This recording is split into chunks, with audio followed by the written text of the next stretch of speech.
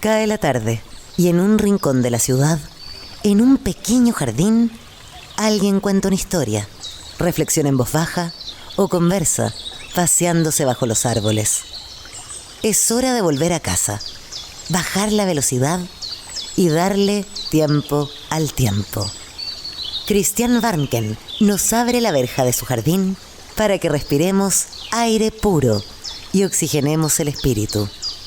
En Pauta, aquí comienza Desde el Jardín. Una presentación de Youngers Fest, el festival donde los mayores de 50 son protagonistas. Y Grupo Educar, construyendo el futuro de la educación técnico-profesional en Chile. Lo esencial de toda exploración será volver al propio jardín y ver las cosas por primera vez, decía el poeta T.S. Eliot. Y aquí estamos en este pequeño jardín al fin del mundo, tratando de ver las cosas por primera vez con asombro. Hoy día es jueves 27 de noviembre y mañana 28 de noviembre, pero de 1757, en un día como ese, nacía William Blake. Vamos a hablar de este tremendo poeta, artista, grabadista, pensador también en un cierto sentido. Fíjense ustedes que The Guardian dijo, no sé si lo dijo hace poco o hace tiempo, que William Blake es por lejos el mayor artista que Gran Bretaña ha producido. Algunos dirán que es una afirmación exagerada, pero es muy interesante acercarse a su figura. Es una poesía, sobre todo algunos poemas más largos, estoy hablando de los poemas finales, por ejemplo Jerusalén, que puede ser difícil, es fácil perderse en ellos. Recomiendo más bien leer Matrimonio del cielo en el infierno, a partir por ahí, Canto de experiencia e inocencia, etc. Pero no cabe duda de que estamos ante un artista inolvidable, único. Fíjense ustedes que hay una frase maravillosa, unos versos de él, que me hacen mucho sentido aquí en este pequeño jardín donde estoy al fin del mundo. Cuando él dice, ver un mundo en un grano de arena y el cielo en una flor silvestre, abarcar el infinito en la palma de tu mano y la eternidad en una sola hora. Esa manera de ver la realidad significa que a veces en lo más pequeño puede estar lo más infinito y lo más amplio. Estas pequeñas florecitas que tengo aquí en mi jardín, podría estar el cielo, según William Blake. William Blake, desde niño, reveló su genio poético y algunos dirían su genio profético. Tuvo visiones, dicen que vio ángeles en la copa de los árboles. Y esto es muy bonito, dicen, aunque no fuera cierto, es precioso, que fue testigo del funeral de un hada cuyo cuerpo yacía en un pétalo de rosa. Estas historias como esta de William Blake hay muchas en su vida. Y para hablar de William Blake, qué mejor que caminar tranquilamente por esta tarde en el jardín con el poeta, traductor de grandes poetas ingleses y norteamericanos, quizá uno de los mejores traductores en lengua española de la poesía anglosajona. Me refiero a Armando Roa, quien además es coordinador del doctorado de Derecho de la Universidad de Chile. Esa típica doble militancia, poeta, poesía y derecho, como en el caso del gran Armando Uribe. Armando, muchas gracias por haber venido esta tarde al jardín. Y me imagino que William Blake, estoy seguro, es un poeta, ni te lo pregunté antes, pero un poeta y un artista que te ha interesado y que te gusta. Cristian, bueno, muchas gracias por la invitación. Un gusto una vez más estar acá contigo en tu jardín. Eh, a lo mejor en ese jardín andan también más hadas, ¿no? En los pétalos de las rosas de tu jardín. Eh, y bueno, lindo hablar de William Blake, un poeta, uno de los primeros poetas que yo leí en mi vida, porque mi padre era muy, muy admirador de la obra de Blake. Así que fue uno de los primeros poetas en lengua, no solo en lengua inglesa, ¿no? Uno de los primeros poetas a los que yo me acerqué. Así que tengo una relación muy especial con William Blake, y me parece lindo poder homenajearlo en tu programa. Y me imagino que como eres rockero, eres también, no sé, dije doble militancia, triple militancia, ¿no? Rockero, el mundo del derecho y el mundo de la poesía, obviamente que conoces la historia del grupo The Doors, que por algo se llaman The Doors, porque tiene que ver con la famosa idea de las puertas de la percepción, cuando William Blake decía que cuando se limpien las puertas de la percepción, el mundo se verá tal cual es, infinito. Una frase que siempre me ha parecido maravillosa, es decir, que podríamos estar viendo una ínfima parte de lo que es en realidad esa realidad que percibimos a través de los sentidos. Y The Doors tienen un tema en que usan versos de William Blake, The End. A lo mejor lo escuchamos un poquito después, lo tenemos creo por ahí en el tocadisco ochentero que tengo aquí en el jardín. A ver, ¿por dónde partirías tú para iniciar a alguien a William Blake? ¿Cómo acercarse? ¿Qué es lo que destacarías tú de su figura? Mira, es una figura muy variopinta, es aparte de un gran poeta, tú lo dijiste, un ilustrador y un pintor realmente extraordinario. Las pinturas de Blake son muy conmovedoras.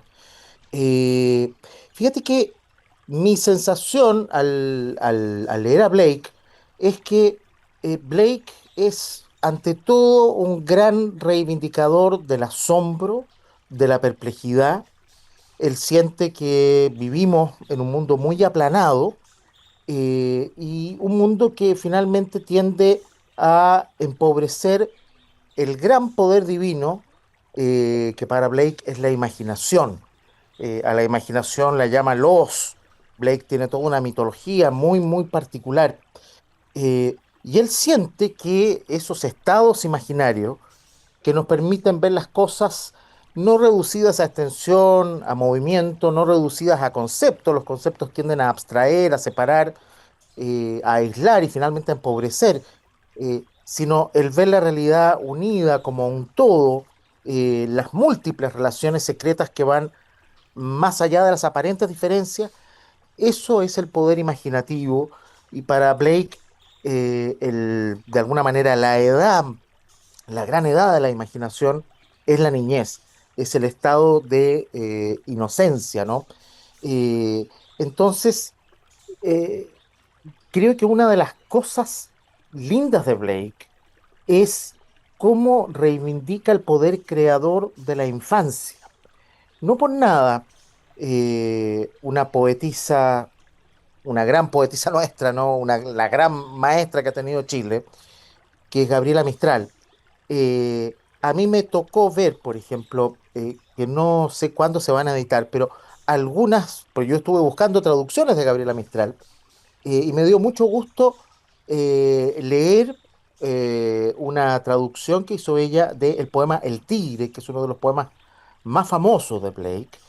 eh, y me hace mucho sentido justamente por esta idea, ¿no es cierto?, del poder creador, configurador, ¿no?, de lo que es la niñez, esa mirada del niño embobada en el asombro, en la perplejidad, eh, el mundo de las preguntas, el mundo de los porqués, eh, toda esa dimensión lúdica, ¿no?, de la imaginación y creadora, que, lo dice Blake, a medida que vamos entrando en lo que él llama como un estado de experiencia, ¿no? Eh, en que nos vamos dejando domesticar por las astucias de la razón que mide y que calcula. eh, Él personifica a la razón en una especie de deidad, de dios bestial, que lo llama Urisen, ¿no? Eh, que de alguna manera lo que hace es constreñir y quitarle al mundo toda su gran potencia, su magnificencia, su poesía. Y bueno, ese verso tan bello que tú mencionabas al comienzo, ¿no? Esa capacidad de ver el universo en un puñado de arena, ¿no? Es propiamente la cualidad de este estado de inocencia que él considera fundamental para el avance de la civilización. Blake es un poeta que va a ser muy, muy importante no solo en Inglaterra, en Europa, porque va a marcar una transición entre lo que es el periodo de la Ilustración, eh, es decir, del pensamiento puramente racionalista, a lo que va a ser la irrupción, ¿no?, del romanticismo. Eh, es una autora además que se inserta en una tradición muy ilustre de autores visionarios, donde hay dos grandes figuras que a él lo influyen, una muy querida por Borges, el sueco Emanuel Swedenborg, y un místico alemán del siglo XVII, Jacob Böhme, que también eran, como te decía, grandes videntes, ¿no? Y grandes constructores eh, de mundos secretos que están escondidos detrás del mundo real, del mundo de los sentidos. Oye, de hecho, para Blake, cada criatura, cada ser es un universo infinito, ¿no? Eso es Así es. maravilloso. Que eso ocurre, obviamente, también en la infancia. Me recuerdo la frase del Principito, Sant'Exupéry, ¿no? Lo esencial es invisible a los ojos. Esto se, Esencial e to- invisible. se toca mucho con la idea de Blake de la imaginación, ¿no? Hay unos versos maravillosos, hay varios versos maravillosos, pero estos del matrimonio del cielo y el infierno, cuando dice, ¿no sabéis que cada ave que surca la senda etérea es un inmenso mundo de gozo circundado por vuestros cinco sentidos? ¿No? Solo un pájaro, ya en un pájaro hay todo un universo y todo un mundo. O cuando tú hablaste de los, porque claro, Blake creó una mitología propia, eso hay que decirlo. Pocos escritores han creado una mitología propia como la creó Blake, poblada de muchos seres y entre ellos los. Y va los caminando con Enitarmon, otro personaje de la mitología de Blake, y dice, caminaban por la tierra cubierta de rocío, contrayendo o expandiendo sus sentidos flexibles a voluntad para susurrar a las pequeñas flores como la abeja melífera, a voluntad para extenderse por los cielos y saltar de estrella en estrella. Es decir, de alguna manera lo que nos está diciendo Blake es que la visión empirista y racionalista de la realidad nos limita Así la es. profundidad de la realidad. Y ahí se enfrentó a colosos, o sea, se enfrentó a John Locke. Me gustaría que nos contaras un poco eso, el contexto de la filosofía inglesa de ese momento. Se enfrentó a John Locke, a Newton. Ese fue el combate intelectual de William Blake, ¿no? ¿No? Un enorme combate. Él ve que quizás su gran precursor es Milton. Él de hecho tiene un poema, John Milton, el poeta, sí, ¿no? el poeta republicano. eh, Él ve que el gran rebelde, el gran disidente que intuye un poco todo este mundo tan empequeñecedor de la razón, va a ser Milton. Eh, y bueno, claro, Inglaterra va a tener una serie de figuras vinculadas al pensamiento empirista racionalista. Está Locke, está Berkeley, Hume. eh, y, y bueno, en ese contexto, Blake, por un lado, va a querer vindicar el poder de la imaginación, por otro lado también, frente a la razón, va a oponer una concepción muy gozosa, que a mi juicio es como que prefigura a Nietzsche, de lo que son los sentidos, ¿no? Los sentidos vinculados a una experiencia estética de la vida, eh, mm, a una expansión, a un deseo de infinitud que hay detrás de los sentidos humanos. Eh, y claro, eh, Europa en esa época, Blake nace en 1757. Cuando Blake empieza a escribir, todavía está Europa sumergida, ¿no?, en plena oleada del racionalismo, de la conciencia o del pensamiento ilustrado. Eh, y bueno, Blake va a ser allí un disidente, ¿no? Frente a un mundo, por ejemplo, eh, que expulsaba la experiencia mística hacia el sinsentido, hacia el absurdo. Blake va a volver a vindicarla, va a volver a vindicar el poder afectivo de los mitos, ¿no? Frente a un mundo que pretende, o que pretendía, ¿no?, desterrar lo mitológico, desterrar lo emotivo. Eh, Blake, todas esas categorías las va a buscar resucitar. eh, y eh, él va a expresar un poco que la figura del rebelde está desarrollada sobre todo en el poeta, no el poeta simplemente como la persona que escribe versos, sino una persona que experimenta el mundo de una manera distinta.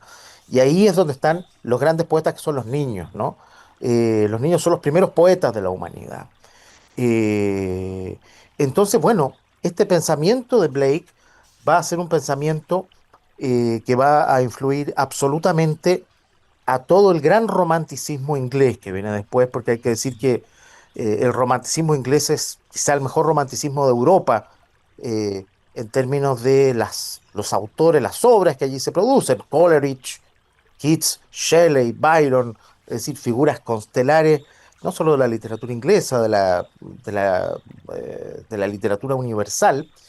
Eh, y bueno, Blake se va a ir metiéndonos su pensamiento, su poesía, un poco en el pensamiento que se va a querer apartar de estas heterodoxias ilustradas del siglo XVIII. Tú mencionabas a los Doors, la década del 60, por ejemplo, que fue una década donde también se vuelve hacia estas dimensiones más espirituales, ¿no? Menos racionalistas. Es una década en la cual el pensamiento de autores como William Blake va a tener un fuerte reflorecimiento, va a tener una gran influencia en el rock, los Doors y en otras bandas también. Antes también lo va a tener, fíjate, en otro compositor, que fue un compositor que también exploró con una belleza indescriptible el mundo de los niños, que es Gustav Mahler. Y de hecho la cuarta sinfonía de Mahler es una sinfonía muy inspirada en el mundo de William Blake, eh, y muchos de los textos o de las obras musicales de Mahler eh, particularmente de las canciones, quiero decir, están inspiradas en la poesía de, bueno, de esta figura que es más que un poeta, un gran poeta, un tremendo pintor, también un pensador que deja una filosofía desde su poesía, desde las correspondencias que escribió. Los prólogos que hace a sus libros son también tomas de posición, ¿no? Eh, y que además la obra de él, tú decías muy bien, hay un cierto momento de Blake en que es bien complejo porque crea una mitología. Probablemente los dos autores ingleses que han creado una mitología propia han sido Blake y Tolkien. Claro, Y- Blake y Talk estaba pensando lo mismo, exactamente. Oye, Armando, tú hablabas de la infancia, hablabas del el genio poético que está en estado prístino en la infancia, donde todavía no ha sido aplanado o homogenizado desde la razón, desde una vocación más racionalista, ¿no? Y hay un poema, voy a leer solo un fragmento, que se llama El Escolar, que dice, habla un escolar, habla un niño y dice, amo levantarme en una mañana de estío cuando las aves cantan en todos los árboles, el cazador a lo lejos llama con su cuerno y la alondra me canta. Oh, qué dulce compañía. Pero ir a la escuela en una mañana de estío, oh, me priva de toda alegría. Bajo miradas crueles y cansadas, pasan el día los pequeños entre congoja y suspiros, dice el escolar. Y tú citabas el poema El Tigre, que es muy hermoso también, y que tenemos una grabación que es a Patti Smith, esta gran artista que ha trabajado con la poesía, que ha trabajado con Bob Dylan, leyendo, recitando el poema del tigre. Vamos a escucharlo si te parece, Armando. Solamente voy a leer Perfecto. unos fragmentos del tigre, que es un poema muy bello. Tigre, tigre, luz llameante en los bosques de la noche. ¿Qué ojo o mano inmortal pudo idear tu terrible simetría? ¿En qué distantes abismos, en qué cielos ardió el fuego en tus ojos? ¿Con qué alas osó elevarse y qué mano osó tomar ese fuego? ¿Y qué hombro y qué arte torció fibras en tu pecho? Y al comenzar a latir tu corazón, ¿qué mano terrible o pie? Dice William Blake. Vamos a escuchar un pedacito de la lectura de Patti Smith del poema El Tigre para escucharlo en el original. Tiger, tiger, burning bright in the forest of the night, what a mortal hand or eye could frame thy fearful symmetry? In what distant deeps or skies burnt the fire of thine eyes? On what wings dare he aspire? What the hand dare seize the fire? And what shoulder and what art could twist the sinews of thy heart?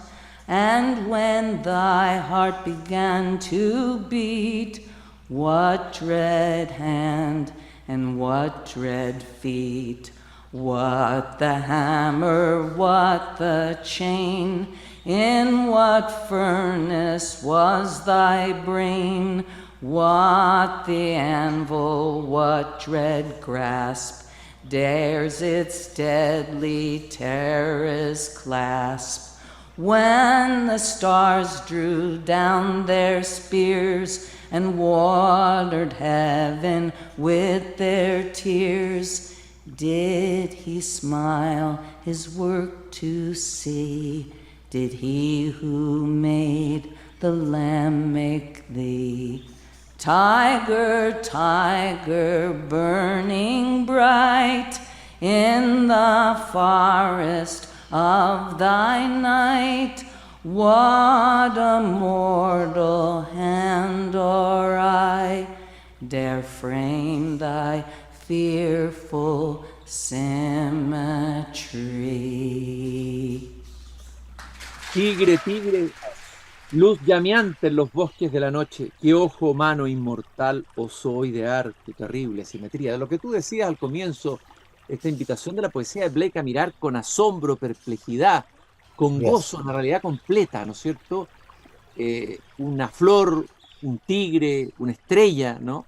Y lo que parece estar diciéndonos Blake es que de alguna manera nos estamos perdiendo eso y el riesgo de un racionalismo devastador de ese mundo, ¿no? Yo creo que ese es el gran mensaje. Tú citaste ahí la figura de otro ser mitológico creado por él, Urizen, que encarnaría, es casi como el mal, por decirlo así, ¿no? Si hay algo que es el mal en la poesía de William Blake, es Urizen. Fíjate ese verso, la terrible simetría, ¿no? Del tigre, la terrible simetría. O sea, eh, claro, Uricén eh, encarna, es como el gran dios de la razón. Uricén es la razón, finalmente, la diosa razón. Eh, y, y Blake ve de alguna manera la lucha contra la razón eh, como una lucha casi refundacional, en el sentido de que ve que el racionalismo trata de dirigir a la razón casi con la misma fuerza con la cual eh, eh, la religión fija la figura fundacional de Dios. Entonces, a un Dios corresponde un diablo.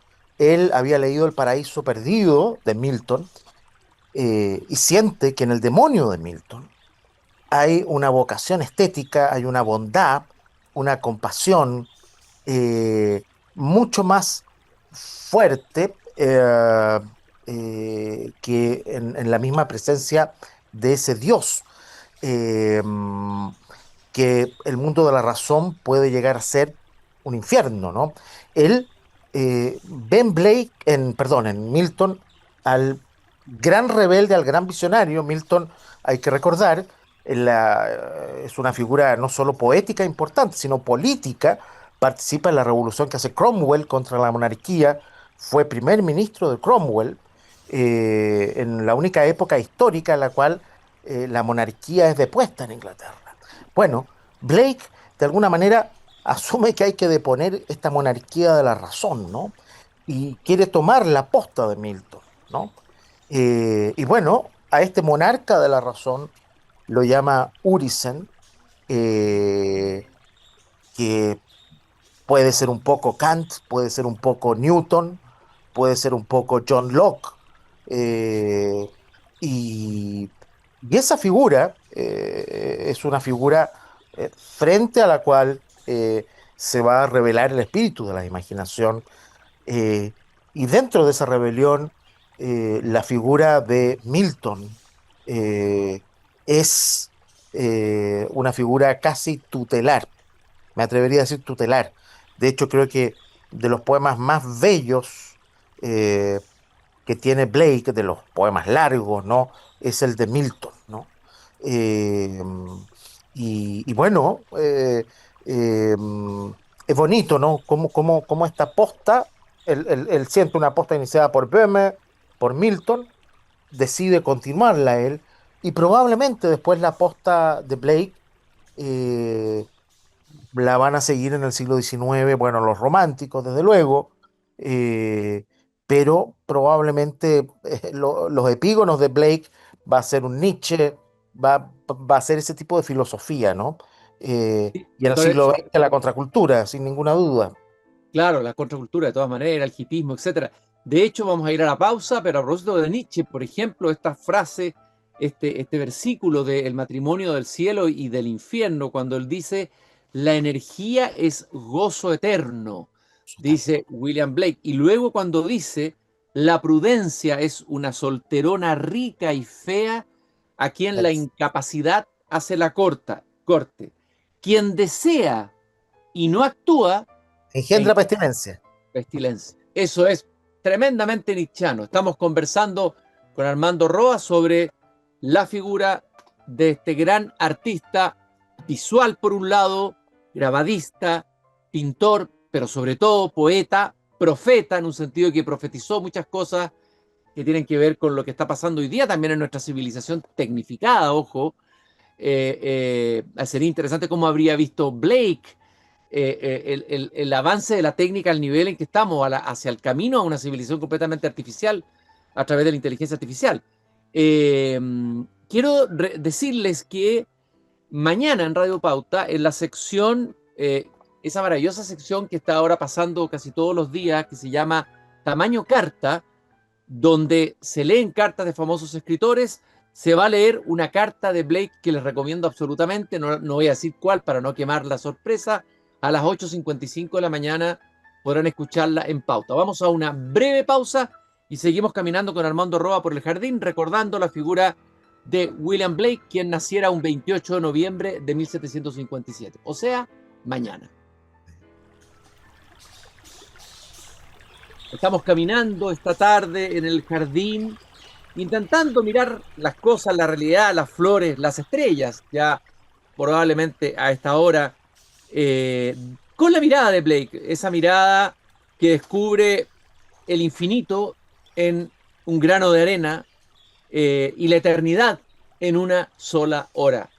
La capacidad extraordinaria de la imaginación para descorrer el velo, así lo intuyo yo, como una especie de velo de malla, que la misma razón y los sentidos han puesto que nos impide ver la verdadera realidad, ¿no? Ahí como que se topa algo con el hinduismo en un cierto sentido, el pensamiento de William Blake. Él dice, este mundo de la imaginación es el mundo de la eternidad, es el seno divino al que todos iremos después de la muerte del cuerpo vegetado. Este mundo de la imaginación es infinito y eterno, mientras que el mundo de la generación y la vegetación es finito y temporal, dice William Blake. Estoy conversando con Armando Roa, poeta, traductor, lector de la poesía de William Blake. Él mismo nos confesó acá que fue el primer poeta que leyó, y imagino que es fuerte partir con William Blake, es como caramba, partir Uf, quemándose con fuego, ¿no? Yo creo que eso es, ¿no? Strong poet, dijo Harold Bloom. Fuerte poeta, dijo Harold Bloom sobre William Blake. Ya, vamos a hablar ahora de las obras, de los libros. Vamos a hacer un pequeño recorrido. Eh, Hay unas ediciones maravillosas, editadas por Ciruela, bueno, sí. la editorial Ciruela, de las obras, los libros proféticos de Blake, que son unos verdaderos mamotretos, Esos grandes, 2 tomos son. son dos tomos. Con, además vienen las ilustraciones mismas de William Blake. El tomo uno incluye el libro Tiriel, el libro de Tel, el matrimonio del cielo y el infierno, visiones de las hijas de Albión, América, profecía, Europa, profecía, el libro de Urisel, etc. Y así, el segundo tomo vienen más libros aún. Esto de la dimensión profética de William Blake, de libros proféticos. De hecho, él cita muchas veces a los profetas bíblicos, ¿no? Sí. Incluso cuenta que se sentaba a almorzar no sé si con Ezequías e Isaías, dice por ahí en una parte de su libro, casi como que tenía una relación muy directa con los profetas del Antiguo Testamento, Armando.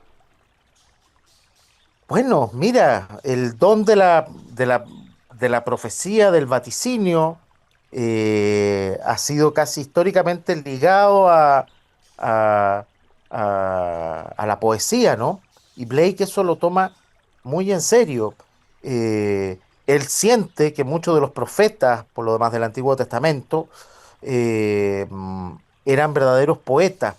Eh, y, y bueno, eh, siente que la poesía y la capacidad de la poesía para profetizar eh, significa devolverle a la poesía una sacralidad que él ve se ha ido perdiendo en Occidente por la introducción fuerte del racionalismo. Un poco el gesto de Blake eh, de asumirse como un poeta profético, que también es algo que lo toma en cierta medida de Milton, eh, forma parte de esta rebelión, no sé si llamarla mística, que él tiene, ¿no? Eh, eh, la figura, por ejemplo, de Jesús como poeta, que creo por ahí la recuerda Borges en una conferencia donde habla de la relación de Blake con Jesús, y esa capacidad, por ejemplo, que tenía Jesús para hablar para escribir parábolas, ¿no? Para decir las verdades en parábolas, más que con leyes fijas o mandamientos, ¿no? Bueno, todo eso va a formar parte de un hombre que que tiene un impulso hacia lo sagrado tan fuerte, ¿no? Que va a haber casi en la poesía una especie eh, y en la imaginación, ¿no? Como una especie de catedral. Eh, eh, en la imaginación a una divinidad a la cual hay que brindarle una especial devoción. Eh, pero todo esto también no es simplemente un puro misticismo, llamémoslo así, sin una cierta base. Hay ciertas intuiciones filosóficas en Blake que son muy interesantes. eh, por ejemplo, eh, la intuición fuerte que lo vincula con el mundo de Heráclito, ¿no? De buscar un mundo donde el principio de identidad, la fijeza, lo estático, queda en entredicho. De ver la realidad como un continuo eh, fluir, como una especie de organismo vivo, algo que después lo va a trabajar un filósofo muy Claro, interesante, se llama ese, Whitehead, ya, la idea de la realidad casi como un proceso. claro, eh, el famoso pantarrey de Heráclito, no todo fluye. Fíjate que hay una cita aquí de William Blake sobre lo que tú dices. Sí, sin los contrarios, no existe progresión alguna. La atracción, la Así. repulsión, la razón, la energía, el amor y el odio son necesarios a la existencia humana, dice William Blake, ¿no? La- el arco y la lira de Heráclito, ¿no? Así es un pensamiento dialéctico, eh, y él va a ver de alguna manera la otra tradición, la opuesta a Heráclito, es la de Parménides, ¿no? El ser es, el no ser, el ser y el no ser no tienen nada que ver, son realidades distintas.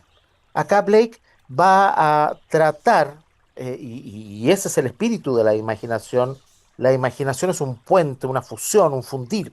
Él, fíjate, es muy curioso, uno podría decir que se adelanta incluso a conceptos de la física, ¿no? El ver la realidad fundamentalmente como energía, la visión que tiene de las cosas, además la forma como las trabaja en la poesía, tiene bastantes elementos de la geometría no euclidiana que se va a desarrollar Oye, un y de poco la física, después. y estoy pensando en la física cuántica, La ¿no? física cuántica, sin ninguna duda, el principio de incertidumbre. eh, de hecho, Blake es un poeta muy respetado, muy leído, era leído por Heisenberg, por ejemplo, por Werner Heisenberg. Y bueno, yo creo que hoy día más que nunca la física está sentada en la misma mesa de la poesía, ¿no? Eh, eh, yo creo que en Blake está esa visión, esa intuición, eh, y es lo que hace de él un poeta tan moderno, ¿no? Que uno lo sienta eh, muy eh, de una edad en la cual hay una necesidad fuerte de repensar los fundamentos, ¿no? Sobre los cuales se ha formado la conciencia occidental. Eh, Ese es un poco Blake. Tú decías el hinduismo, sí, hay cosas de hinduismo, hay cosas de taoísmo. Hay un libro que yo siempre lo recomiendo para quienes quieran estudiar a Blake, que es de una poetisa extraordinaria y una ensayista muy fina, que se llama Kathleen Rain. Ay, es maravillosa. Está editada. Está en Visor. Ella es considerada la mayor especialista de Blake en Occidente. Sí. El libro de ensayos que está editado por Ciruela, trabajan toda la idea de Blake de la imaginación. Y hay Perdón, también Armando, que yo cometí un error, dije Ciruela. Es Ciruela el editor, pero Ciruela creó, Jacobo Ciruela, una nueva editorial que se llama Atalanta. Atalanta, tienes Editorial toda la Atalanta, razón. y los ensayos de Catherine Ray se llaman Ocho ensayos sobre William Blake. Son muy iluminadores para el que quiera iniciarse en la poesía de William Blake, ¿no? Exactamente. Hay otro libro también para los que les interese Blake, de un pensador español muy heterodoxo, que se llama Cristóbal Serra, se llamaba, murió no hace mucho. Eh, Serra tiene una traducción muy notable de Blake, editada en los años 70. Yo la tengo por ahí, no me acuerdo el nombre de la editorial, pero además Cristóbal Serra hizo un diccionario de William Blake, Ujú. que eso es maravilloso, o sea, donde recoge todos los personajes que van poblando los poemas de Blake, ciertos términos muy específicos que usa Blake, eh, y te da una especie de mapa de lo que es el mundo de este poeta, ¿no? Porque la verdad es que uno necesita un cierto mapa, una cierta guía introductoria, sobre todo en los libros proféticos. En Matrimonio del Cielo y del Infierno no, en el Canto de Inocencia, el Canto de Experiencia, que yo creo que son las obras para empezar, para cualquier lector tampoco. Oye, Eh, quiero leer unos pequeños fragmentos, unas perlitas de William Blake. Dale, dale, dale. Por ejemplo, estos proverbios del infierno, famoso, el camino del exceso lleva al palacio del Palacio de la saber. Sabiduría. Hay que ver cuándo fue dicho esto, en qué siglo, ¿no? Donde Eso había es. seguramente una moral bastante victoriana y puritana, ¿no? Cuando dice, quien desea pero no obra, engendra peste. Y este me gusta mucho, ya que estoy en un jardín. El necio no ve el mismo árbol que ve el sabio. Y caramba que tiene razón, ¿no? Y menos el sabio entendido como el poeta, el máximo sabio es el poeta, el que tiene la capacidad de asombro y de imaginación, como tú decías, para realmente ver todo lo que hay en un árbol, que no es solamente madera o un lugar donde voy a buscar sombra. El árbol es mucho más que eso, ¿no? Y cuando dice, la eternidad está enamorada de los frutos del tiempo. Qué potente esa afirmación. Y aquel cuyo rostro no irradie luz, jamás será una estrella. Y este último, precioso, tu acto más sublime es poner a otro delante de ti. Esas son algunas de las frases de William Blake que más me han gustado y las tengo aquí marcadas en una edición. Hay una edición de Alianza Editorial que es bastante decente. Si alguien quiere Sí, buscar la conozco. una edición más asequible que pueda encontrar en las librerías, puede buscar esta antología de William Blake. Estamos en el jardín caminando con Armando Roa, poeta, amigo del jardín, conversando sobre este poeta fundamental cuyo aniversario celebramos el día de mañana, el 28 de noviembre de 1757, y es por eso que mañana a las 8:55 en la sección Tamaño Carta de Pauta van a poder escuchar una bellísima carta que William Blake le envía a alguien. Dejo la sorpresa para que mañana sintonicen Pauta en esa maravillosa y bella sección nueva en la radio. Hablemos un poco, Armando, de también, tú dijiste que es un gran ilustrador, un gran grabadista. Él hacía unas ediciones casi como de un amanuense, un artista medieval, ¿no? Un artesano medieval. Eran pocas ediciones, pocos libros, pero hechos muy artesanalmente. Eso es bien impresionante, un concepto del libro como un objeto, no una cosa que se replica así industrialmente, sino que es algo artesanal. Y ver las ilustraciones de Blake, los grabados, frente a los poemas, se iluminan ambos dos, ¿no? Se Yes. produce ahí un diálogo que me parece que es muy, muy, muy potente, ¿no? Muy potente. Mira, los grabados, las pinturas. eh, yo tuve la suerte de ver una exposición de pinturas de Blake en Londres, y la verdad es que es muy, muy impresionante. Uno se siente eh, en, crea un mundo tan propio, ¿no? Tan distinto. Yo no soy especialista en pintura, ni mucho menos, pero de la pintura que se estaba haciendo en ese tiempo en Europa, eh, con todos estos personajes, este juego de la forma, eh, eh, hay lo que tú decías, ¿no? La concepción también artesanal del libro, la preocupación de Blake por el detalle, desde lo más pequeñito, ¿no? Eh, Eso habla también de una vocación, de un hombre que, eh, en un mundo que después va a medir las cosas de manera masificada, a gran escala, eh, el amor de Blake por estas otras dimensiones, llamémoslas así, de lo más pequeño hasta lo infinitesimal, eh, habla de alguien que también iba a destiempo con su tiempo. Y Absolutamente. Armando, lamentablemente nos pilló el tiempo, ese oscuro enemigo que nos devora el corazón, como dice el poeta Baudelaire. Te quiero agradecer esta caminata en el jardín. Ojalá que quienes nos hayan excusado se entusiasmen en indagar, en entrar de a poco. Un poeta que hay que ir de a poco, rumiándolo, leyéndolo en voz alta, escuchándolo en versión en inglés. Recordarles también que nos acompaña en el Jardín Grupo Educar, construyendo el futuro de la educación técnico-profesional en Chile. Conoce más sobre nuestro trabajo en grupoeducar.cl y no se olviden que el 29 y 30 de noviembre es la Younger Fest Parque Padre Hurtado, festival de los más de 50 años, así que tú puedes ir ahí, Armando, si quieres, serás está liderada. cordialmente invitado, ¿no? Los cincuentones estamos vivos y todavía amamos la vida y la celebración. Así Cupo es. limitado. Compra en ticketplus.cl, Younger Fest, siempre joven. Y vamos a cerrar escuchando un pedacito de The Doors, del grupo The Doors, el tema The End, donde hay unos versos de William Blake. The Doors, las puertas, tiene que ver con la idea de que ese verso de William Blake que decía que cuando las puertas de la percepción se limpien, podremos ver el mundo como es. infinito. Así. Muchas gracias, Armando. Muchas gracias a ti, Cristian. Un abrazo grande. Es hora de cerrar la verja de madera del jardín.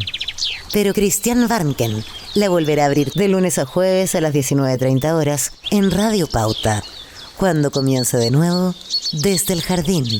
Una presentación de Youngers Fest, el festival donde los mayores de 50 son protagonistas.